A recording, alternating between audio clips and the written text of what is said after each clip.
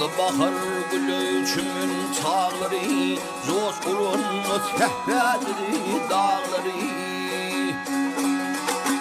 Yolun atısını kanıt bağladı, şeyle çıkıp alır yollara bedev.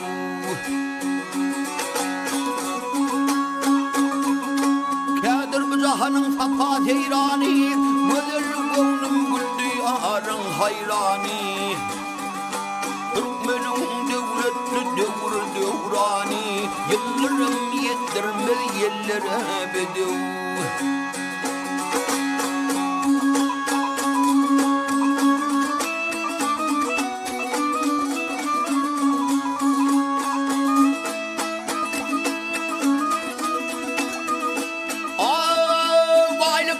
Asman zemin aradan göre sana tay gelecekler nirede.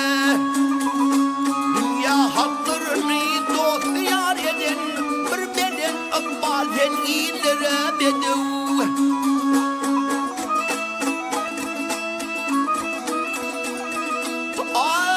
Büyük ipek yolun beslen bahara, yol ular amulun bahra hazara.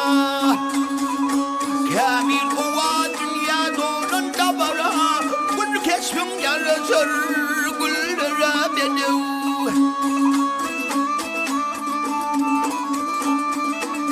Ayırdı yüren gökte uçun kalktım seni, sırdaşım sen bir adım sen baktım sen.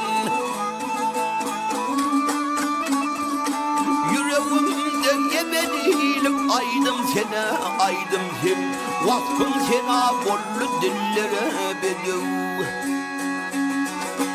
Oncumuz, şöhratımız, şanımız, vatandır kurşunlu şerin zanımız. İlime bahşedil buysuz baylığım ey baylığım, yol açar men yıllar yıllara bedev.